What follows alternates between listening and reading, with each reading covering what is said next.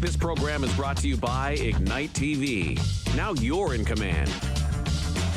Visit Rogers.com for more details.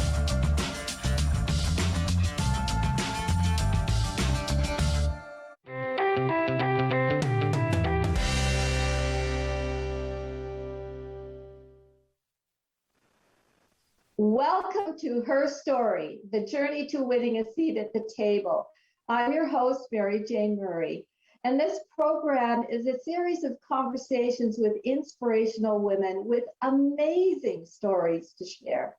And stories are attached to lifelong experiences and events. Let's explore the journey. My guest today is Ruth Lovell Stanners, and she is a former mayor of Owen Sound. And she is the first woman mayor in Owen Sound of a 150-year history. What an achievement. She served 3 terms, and prior to that, she served 2 terms as mayor, and prior to that, she served 3 terms as a councillor. She has also served on the Police Services Board, and she was initiated in the development of the Chapman Residential Hospice. And also, currently, she is working on an affordable housing project. She is also a retired real estate agent. Now, Ruth has had the opportunity to sit at many community tables, but they are all linked by the common denominator of wanting to make Owen Sound a better place to live. And this is Ruth's journey. Welcome, Ruth, and thank you so much for taking the time for this conversation. You are so well known in our community for all your community engagement. Thank you very much for that lovely introduction, Mary Jane. Now, I'm really hoping that I can be both amazing and inspiring. That's quite a load in half an hour. I'll do my best. Well, you've been doing it for years, and so I don't think it's going to be too much of a challenge. But one of the things that is really important is that we often see really accomplished women in leadership roles, but we also know that leadership can emerge at any age and at any stage. And so this is what we like to explore in the program. So if you can reflect back on your early year influences when you were growing up in London, Ontario. The early years, from as far back as I can remember, have involved politics. I come from a family that has a lot of politicians in it, particularly a grandfather who was a member of parliament for over 30 years, both provincially and federally. I have a great-grandfather who was the mayor of Toronto. I have cousins and uncles that have been mayors in different municipalities. And it seems to be something that's in the genetic makeup of the family. And it was just so natural to be involved. And as a young person in my early teens, I would go door to door delivering pamphlets. And I loved politics, always found it interesting. But it was just one of my interests. When I graduated from university, I went into social work with the Children's Aid in London. And when I worked there, I saw a lot of things that made me think there needs to be a lot of change in the world. And politics is a way to get there. So putting the two together, it seemed to work. Well, I have always known you, Ruth, to have a great sense of empathy for the social justice issues that were in our community. And I think that speaks to not only the training that you had in social work and what you were seeing, but also how you were able to carry that through into your leadership when you were in a municipal councillor, city councillor, and into your mayor position. But I also wanted to In your family life, when politics was the main theme, there must have been a lot of conversations around your kitchen table or your dining table about what was happening in your community at that time, and that would be London, Ontario. Is that where you started to express your personal opinions about politics? I don't think I was expressing my opinions as much as observing and seeing what politics, if you are involved, would allow you to do. I thought the observation that being involved in politics will allow you to institute some of the change that you think is necessary was as important as anything else. And to give you an example of where I really learned that early on, and this is not when I was a teenager, but not too long after I moved to Owen Sound, I was appointed to the Police Services Board here. And I became quite involved in the Provincial Association, which oversees all police services boards. It's an association where you get together to network, to be educated in your role, and to be kept up on what's going on in policing. Eventually, I got elected president of that association. And that was a remarkable experience for me. And this was before politics. This was along the way. But I realized when you talk about sitting at the table, as president of this very important and large organization, I was invited to many tables. And it was very, very enlightening for me to see how much one person's voice can have influence on the way actions are taken. It was a huge impact in my life. And it made me realize that what I had observed about politics can be translated to different areas. And from the Police Services Board, because I realized that this voice could be heard at a table, it spurred me on to moving into the municipal politics. When you were sitting on the Police Services Board, were you the only woman there? I was at that time, but prior to me, there had been a judge by the name Betty Robson. She was a good friend. And judges had to be on the police board at that time. And she was unusual as being not only a woman judge, female judge at that time, but also she was on the police board. So I wasn't the first woman to be on the police board, but it was very much, when I was on, very much a male community. And I happened to have been on the police board and president of the association as it was being recognized that there needed to be more women on police forces, police services, they call them now, not police forces.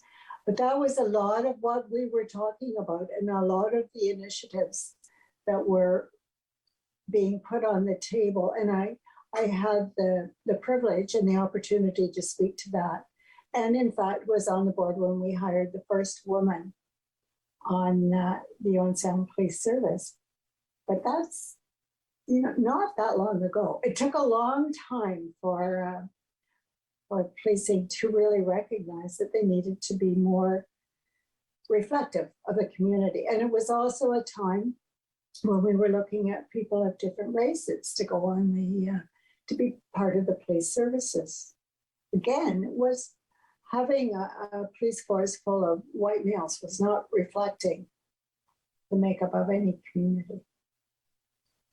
One of the things that I have also noted, Ruth, about you is that you are very soft-spoken, but there is power and determination behind that soft voice. Did you feel that you had a voice that was being heard when you were in those sort of male-dominated environments? Absolutely. Interesting point that you bring up there. I am soft-spoken, but don't poke the bear. Last night, Bruce and I were talking at dinner about when we were first dating, and he was up here he had moved out of town, and we'd stayed friends over the years, and he came up to visit. And I had just been, we were the host city for a municipal event. And at this event was the Solicitor General. And at that time, I was arguing very strongly that the money from fines would come to the community rather than into the provincial coffers. We needed that support. And so the Solicitor General was there, and I was speaking with him, and I was saying to him, there are two ways you can handle this problem. At which point, the photographer took a picture of me, and I have my fingers in the victory salute. I have two ways, and the Solicitor General is looking, and it was on the front page of the paper. And so here is this man coming who thinks of me as being rather a soft-spoken person. And I spent the weekend trying to avoid him seeing the front page of the Sun-Times.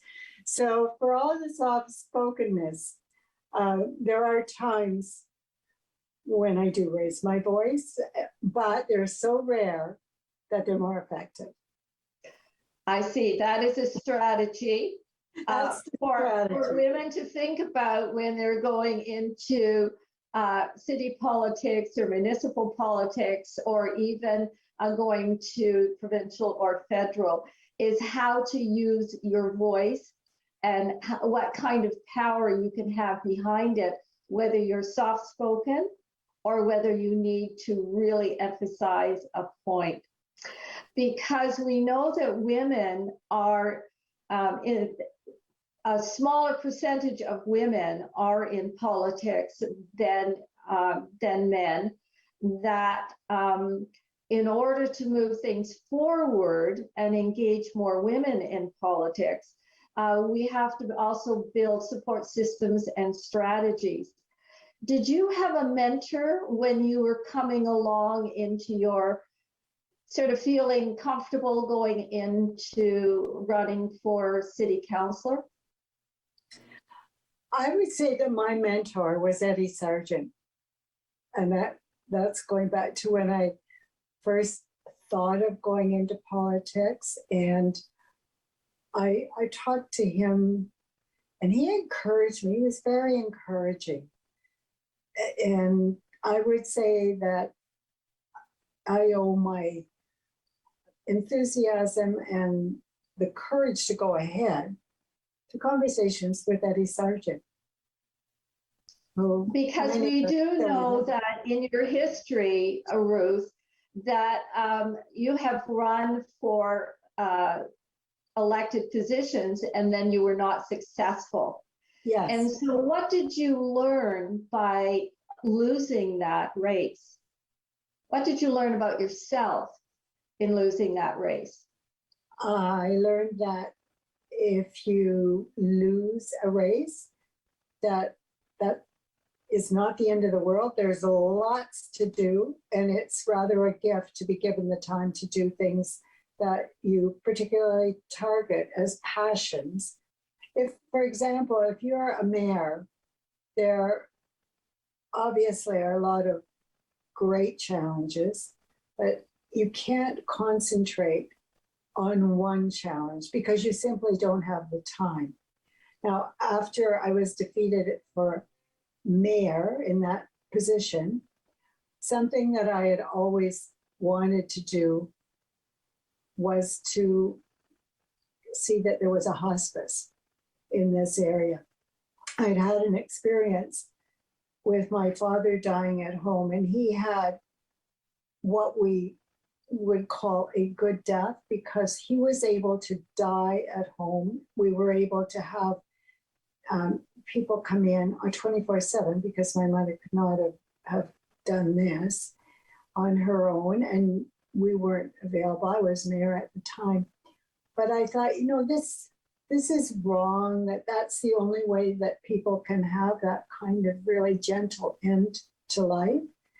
And hospice seemed to fill that gap. And so as soon as I was through being mayor, I was on to working on the hospice. And that took a few years, but I could not have done that.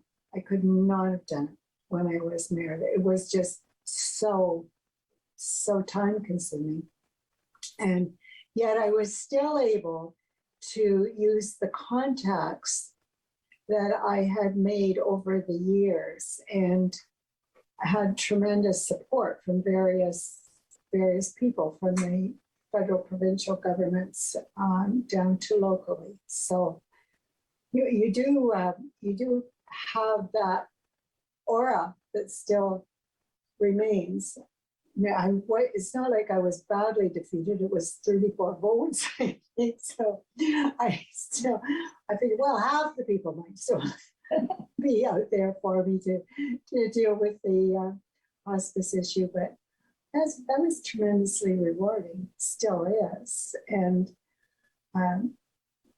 that's what happens. You use what you've learned to go on to the next step.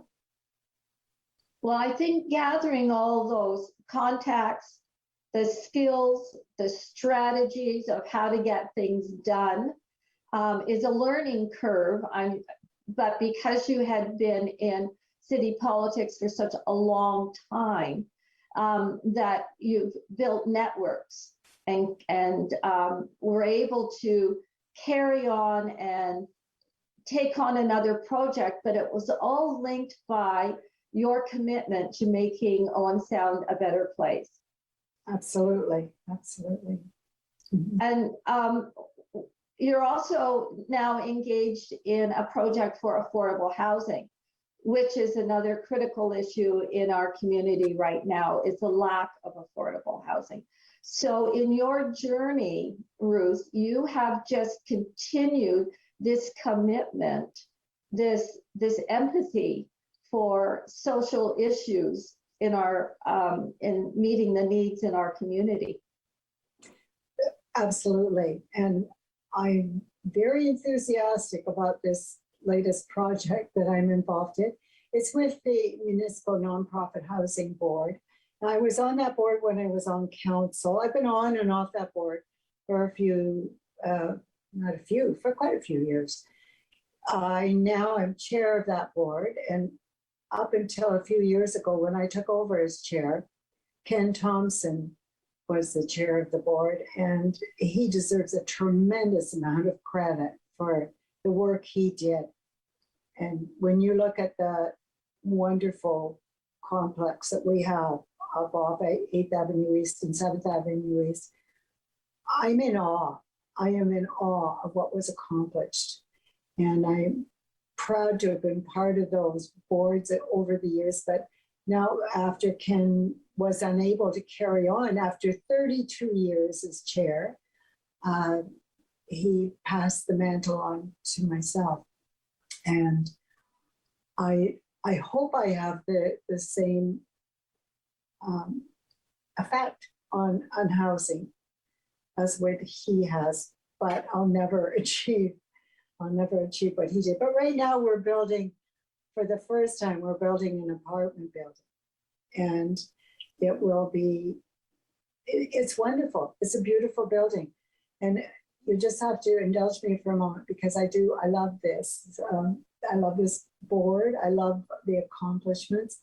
But when I first went on the board, the vision, the mantra, the strategic plan, all involved a philosophy of, we will not build anything we wouldn't live in ourselves. And it is true. It is absolutely that housing up there is fabulous. It really is. It makes me proud every time I walk through it. And the apartment is the same. It's going to be gorgeous. The view, amazing. Oh, well, I can see the enthusiasm and the joy in your face just by the big smile when you talk about this. Your eyes light up. So we can see your passion for this project. But I have a quote from you, and that really, I think, speaks to your leadership style and how you approach things. I have always acted according to the belief that we are a better community when we work respectfully with each other and responsive to the changing needs of our community. And I think that encapsulates what you've been talking about in your life's journey and how you have taken on one project after another, really spending your energy and your time and your passion on making a better community. What I would like to ask you now is, we have an election coming up this year. And what words of wisdom would you have for a woman who is maybe thinking about running for city council or a municipal council or even mayor within their local communities around Grey and Bruce areas? What words of wisdom would you pass on to them? I would say, if that is what your dream is and what your passion is and what your commitment is, go for it. Go for it. It doesn't matter that whether you're a woman, if that's where the conversation's going, obviously, because I got there as a woman. Just if that's what you want, then do it. It's out there for anybody who wants to follow that dream. And I have to say honestly that I never felt driven to do things. I waited until the time felt right. And I would suggest to anybody that's considering doing this that you really need to have a feeling inside you, in your gut, as they say, that this is the right time to make this move. If it doesn't work, try it the next time. It's not the end of the world if it doesn't happen the first time. In elections, there's always going to be a winner and there will be losers. And that's just the way it is. But don't give up if you've tried and you still have that dream 4 years later. So what I'm hearing from you is a passion, but make sure it's the right time for you. Yes. In terms of whatever is happening in your life, or whether the issue is very pressing in terms of your passion. Mm-hmm. The other thing I heard from you was to observe.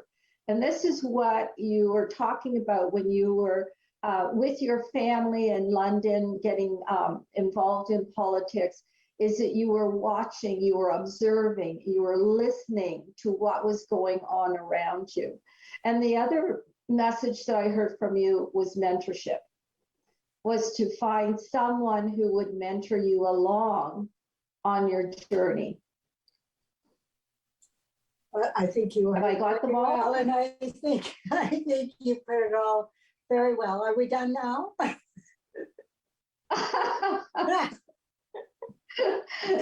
No, not quite. No, that was very nicely put. Thank you. Yeah. Well, I think too that through all of this, because you haven't finished your journey, and we can only see good things coming along as you move through the areas of interest that you have in improving our community and working within our community. But what changes were you hoping that would come about from your leadership in these various projects? Well, with the housing, it's obvious. There are at least 700 people on a waiting list for affordable housing. So it's to make a dent in that number and to provide home secure housing for so many people who need it. And the need just gets greater as time goes on. So that was obviously, that's where I wanted to go with that. Well, you had two terms as mayor, and you certainly moved the needle forward in the development and growth in our community. And I will always remember how you were so diplomatic when the city of Toronto wanted to rename their little airport, the Billy Bishop. And you were so good on the radio with that skill that you have with your soft voice, but you just hit the point so direct and said, well, you're copying us. And I'm not sure your exact words, but it was so like hitting the point right on so diplomatically. So I think as mayor, you did so much for our community. And there's always factors that impact our community we don't have control over. Yes. So I think, we're starting to come to the end of our program. And I wanted to just ask you this one quick little pop question. And aside from all the things that you do, Ruth, what brings you joy, particularly through this pandemic time? Oh, wow. There's a question. What brings me joy?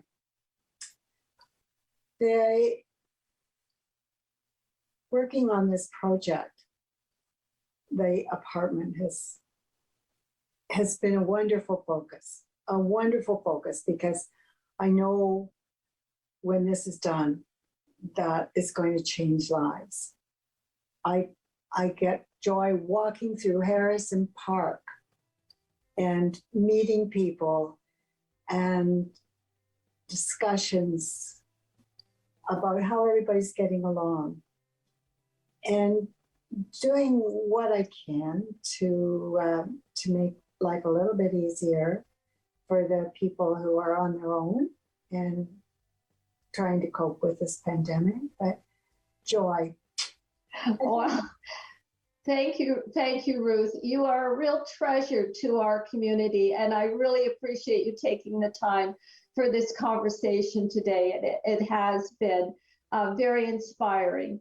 And please join us next time on Her Story, The Journey to Winning a Seat at the Table, for another amazing story. Thank you very much, Mary.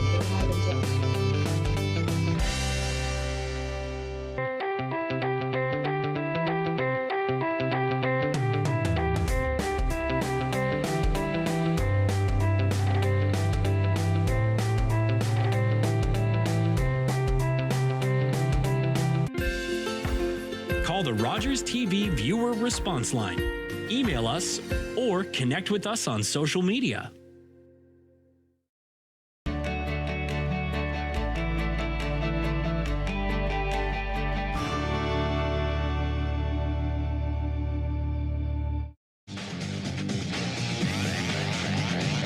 Hi, I'm Gavin Bryant, centerman with the Owen Sound Attack. Catch great OHL action on Rogers TV as we bring you Owen Sound Attack games live, both home and away. Calling all journalism students. Omni Television is once again awarding scholarships to qualified students pursuing a career in third language journalism. I am very